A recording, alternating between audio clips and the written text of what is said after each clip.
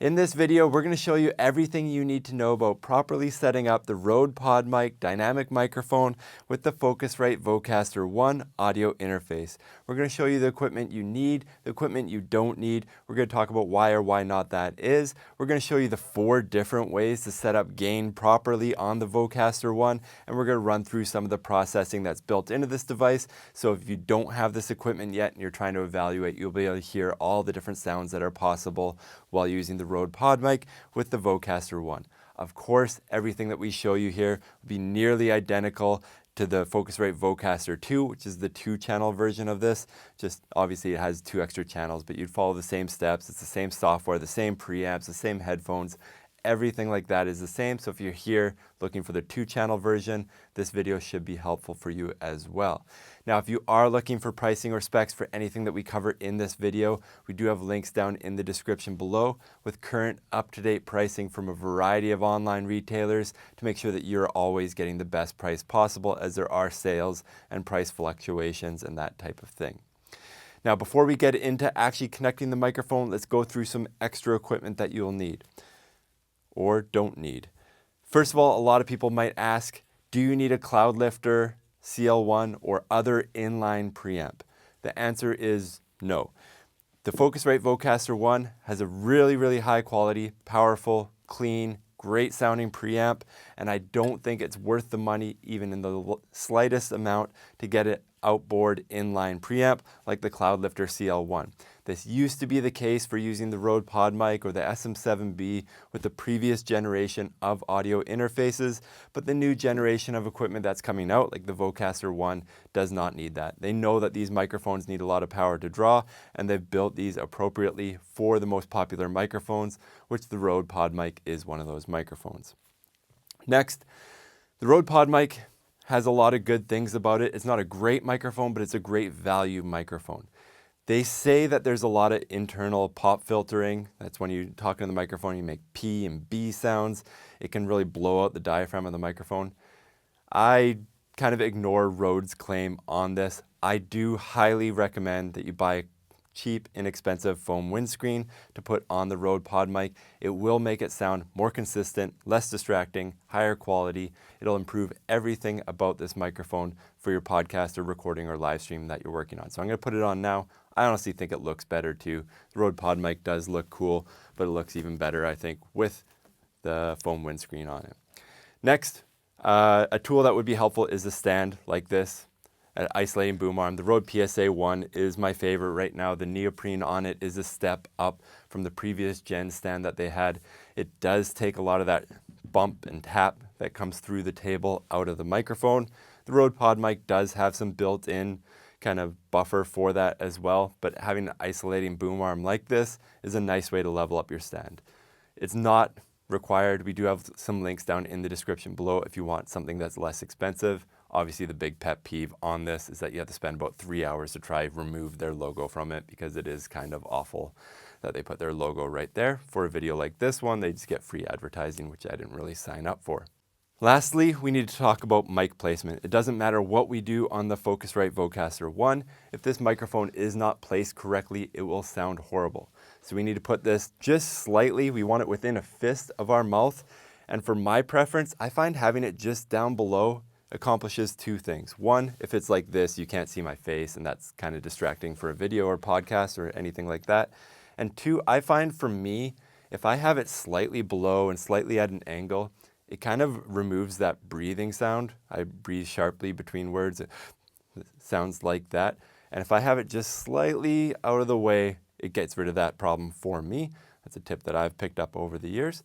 But other than that, we can get to connecting the Rode PodMic to the Focusrite Vocaster One.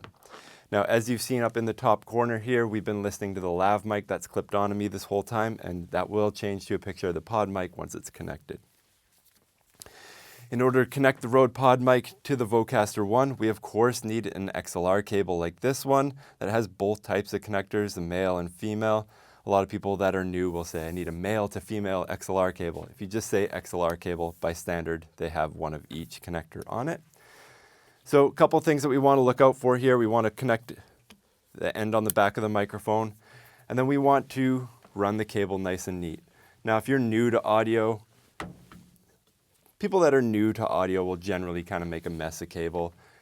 Take a little bit of pride in what you're doing. Don't run directly to the audio interface. You want to make a nice job out of it. So make sure it runs all the way down the stand, nice and clean, because you're probably going to be on camera or take pictures of your setup. A couple things to look out for. You do want to make sure that you have a bit of cable here. Of course, you could tidy this up after the fact, but you want to make sure that it's not so tight on the cable here that you can't adjust the microphone without your set. If I wasn't on camera right now, I'd take this off and run the cable down through it, make it a bit cleaner here, or put a little piece of tape around it or something like that to clean it up a little more. I am using the Mogami Studio Gold, which, as you can see, has a little bit, this is the one knock on the cable. It's really high quality, but it's quite stiff. It kind of like bows and it saves its cable memory there. That's kind of annoying, but usually we use the canary cables. I'm just experimenting for this video. So then we connect the other end to the back of the Focusrite Vocaster. Put it down. Now, one quick note, when you're connecting the microphone to the audio interface like this, generally it's a best practice to leave it turned off. For the purposes of this video, I wanted it already connected and recording with my computer, but generally you should be turning the audio interface off when you make the connection, then turn it on. Now, next we're going to show you the 4 different ways to properly set the gain for the Rode PodMic. What you're looking for when you set the gain, a little bit of gain theory here. If we had this microphone turned all the way up, we crank this preamp as loud as it would go, it gets pinned at 0 dB. That is the loudest volume that's possible. I can hear my headphones rumbling right now. I turn this down just so I don't peak anything. So the loudest that you can get is 0 dB. The sweet spot where you actually want to record is somewhere between -12 and -18. This makes sure that you have extra headroom. So that means that if you set your volume so you're peaking around -15, -12, -18, if you laugh, if you tell a joke, if you bump the microphone, it won't clip. If you laugh really loud into the microphone and it goes to 0 dB, it will clip and distort, and there is no way that you can repair that audio after the fact. So it's always good to set your volume so you're down, so you're peaking around -12 to -18. So if something dynamic happens, you don't peak the microphone, and you can always save the audio and work with it later. You can always turn the volume up later, but you can't recover audio that is peaked and distorted. So keep that in mind as we go through the different methods here of saving the gain. So the first way that we can set the gain on this microphone is by using the auto button here. There's an auto gain button. I click this on the software on the computer that came with the Focusrite, and it will set the gain. In order to do that, I need to speak into the microphone for about 10 seconds. You will not be able to hear me when this is happening, so I'm going to do that now. Check 1, 2. This is me setting the gain using the auto gain function with the Focusrite Vocaster One and the Rode PodMic microphone. Hopefully it sets it. So now we see, and you can hear me now with the Rode PodMic for the first time, you can see that this mic level automatically went from being down low where it was to up to here. Now if we check our work, we can go over to Logic Pro where I'm recording this. I reset the peak meter, and as I'm talking right now, you can see that I'm peaking somewhere around -15.4 dB, which is right in that sweet spot of -12 to -18 that we're looking for when we want to record with the microphone. So the auto gain function does work really well. Now, if we want to manually adjust it, this is option 2 for setting the gain. Of course, you just drag the slider. So if I find that it's peaking here at -13, maybe I'm wanting to be a little more conservative, I can just drag this down a little bit, reset the peak meter, and you can see now that I'm peaking somewhere around -18.1. So that would accomplish the task. So that's option 2, manually dragging the slider. Option 3, you have the same 2 options, but on the device itself. So if you don't have access to your computer, or your computer is far away, or you have this on the table and the computer is, with somebody else and you quickly need to set the gain, you can click this level looking button, this white button here, and it'll do the same 10-second setup process. So I'm going to do that now. Check 1, 2. This is me setting the microphone gain using the auto gain function. Check 1, check 2, check 3, check 4, check 5. And you can see here on the device now that white line that came up for a second was the level, and you can see that these green meters are showing me that I'm not peaking. If it gets up to the top of this and it turns yellow and red, then you know I'm peaking. Now the fourth way that you can set the gain is probably what you could figure out. You just turn this knob here. When you do that, you see that this white level indicator shows up and shows you that you're turning up and down, and then you get the green indicator here showing your overall level. Now if we go back to the computer software, we can reset our peak meter, and you can see that we're still in that minus 18 kind of sweet spot or pocket that we want to be in, minus 17.1 now. So that's exactly what we're looking for. Next, we have some other advanced features that are built into the Vocaster One. So let's go through those now. First, we have, I'm just going to turn up these headphones so I can properly hear myself. First, we have the mute button. So obviously you click it on, click it off. It's a physical button. I'll click that on now. And now you can hear me again. So that's pretty straightforward, pretty awesome feature. A lot of audio interfaces in this price range, for whatever reason, don't have a physical mute button. So I say it's an awesome feature. To you, it's probably sounding obvious and necessary, which it is. But for some reason, a lot of audio interfaces like this do not typically include a hard mute switch like that.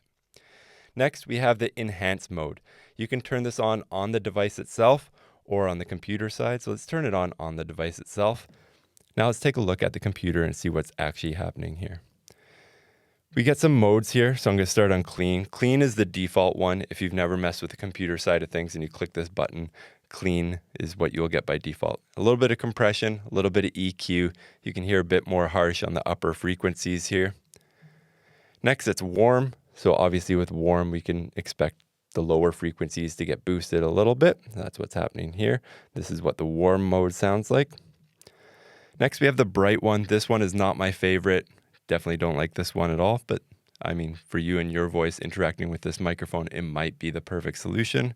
And the last one is my favorite.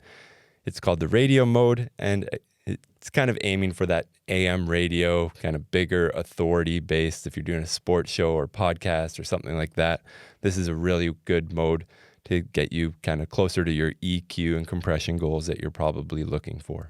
So this is the setup and the settings that I would use if I'm setting up the Rode PodMic with the Vocaster One audio interface. You do not need a Cloudlifter. You want to set your gain one of 4 ways. So you're in that sweet spot where you're peaking between minus 12 and minus 18 dB. Right now you can see on the peak meter I'm minus 16.6, which is perfect.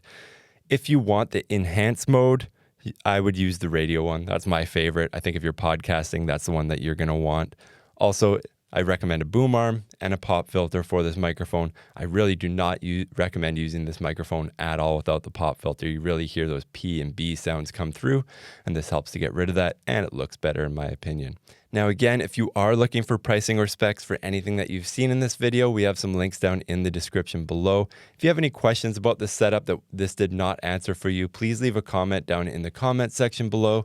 And if you want to see more videos like this in the future, please like and subscribe. Thank you for watching.